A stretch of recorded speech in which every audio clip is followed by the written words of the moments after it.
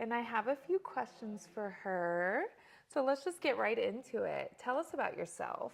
Where are you from? I'm originally from Texas. I'm 33 and I'm a dancer. Nice, nice. So how long have you been in the industry? Too long, I feel like, but I'm not ready. It's not long enough yet. For you to quit. Yeah, I'm not done. I'm not. Yeah. We're not finished. I started in like 2011, maybe 2012. Nice. So So tell us about your first night. I remember thinking, like, I didn't know I was gonna go on stage that night or even dance. I just went in with the girl that brought me or got me into dancing, I guess I should say. I thought I was just gonna like go observe, but then she told them that I was with her, and they next were thing like, I "We know, want you." yeah, the next thing I know, I'm like in the dressing room, and then I think within 5 songs of being there, they were like, Effy to the stage or like Effy on standby, and Like, stand by? yes, and like stand I thought by I was just mean? auditioning, but I guess because I was with her, I skipped the audition process. They were just like, okay, she's good to Yeah. go, and so I remember being more afraid of falling than anything else. Like more afraid of that than anything else. I was like, I'm gonna fall on stage. And then everybody's looking at you. Why is everybody looking at me? Yeah, and So where was your first club? it was Cheetah's San Diego. So it wasn't Yeah. some small venue It that was- you started It at. was in San Diego, and yeah, I'm pretty sure it's still there. Like, Yeah, I think I've had another girlfriend that said that she worked out there and it was pretty packed. So you didn't start at like an easy venue. no, it's a small club, but Yeah. it wasn't.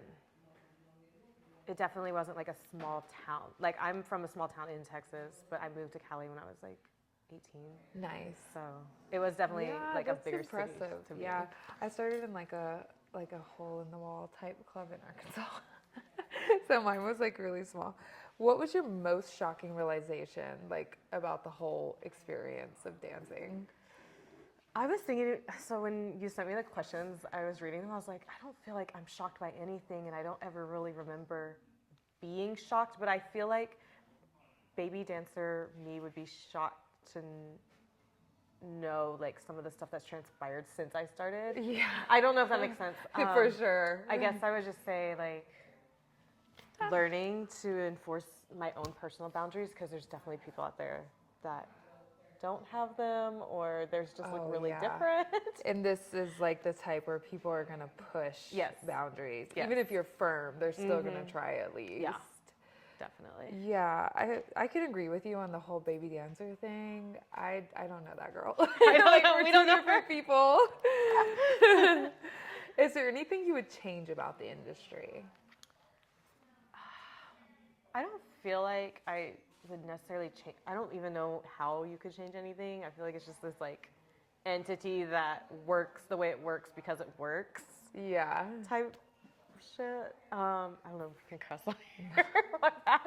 We'll bleep it. We'll bleep it. But I guess now that I'm older and I do have some like a heart and empathy for the baby dancers, I just wish there was more like resources provided. Like you'll see like an ad for a tattoo studio in the dressing room, but like a little flyer, but you won't see like the hotlines for help if you need help, or even just, Yeah, I can definitely agree there. I think they need to do like more mental health resources and provide those in the club.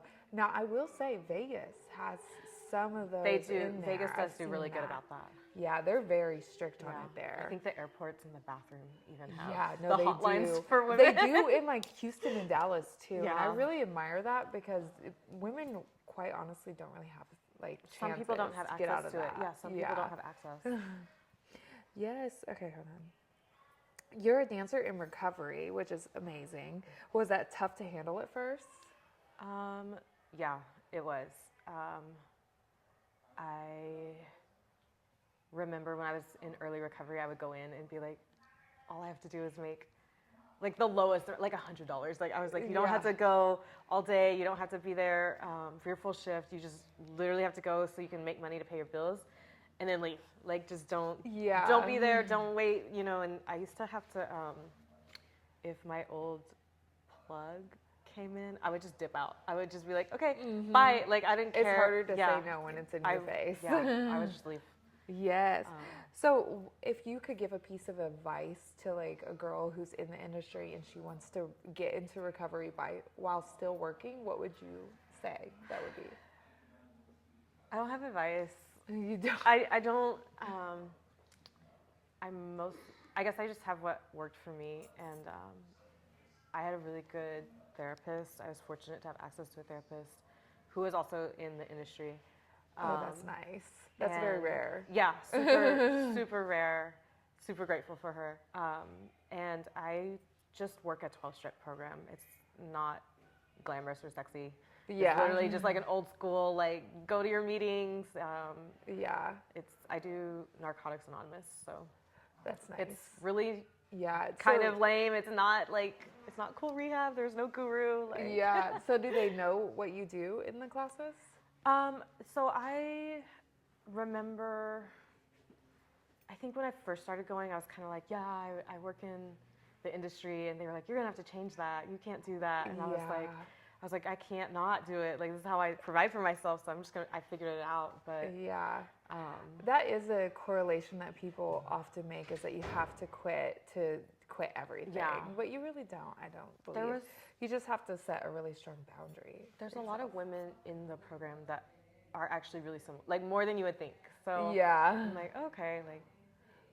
I like that though. I like that everything is starting to be more like comfortable. Like you can actually go and ask for help in the industry instead of just being like, well, they're not going to help me because of what I do. I remember my managers at the club I'm at now. I would tell them, hey, I gotta leave so I can make a meeting, and they would just let me go. They wouldn't charge me the leave early fee or anything. They'd just be like, okay. I really do love that. So I have a lot of support at my current club. Yeah. Nice. Do you have any type of like online work that you're doing? Not currently. I think I'm just one of those girls that's like scared and always dancing around with the idea of it. Yeah. One day you're gonna commit. You're gonna kill it. That was actually gonna be my next question. Do you have plans for any online work? Yeah, I don't know. I really, like I said, I go back and forth on it so much. Yeah. I'm like, I get overwhelmed. I super admire women that can both be in the club and be online, and like they're killing it. And I'm like, how? 'Cause it is a big step, and then while you're at home, you're still having to talk to people and like message them. So I get where you're coming from. It's like two really full-time jobs. Yes, it is. Yeah, and online I feel like is a little bit more because you can't just leave it. You can't just leave. Right, it's just like with you all the time. Like you have to answer. You're accessible 24/7. Yes. Before we wrap, tell us like something about yourself that people would not normally assume about you.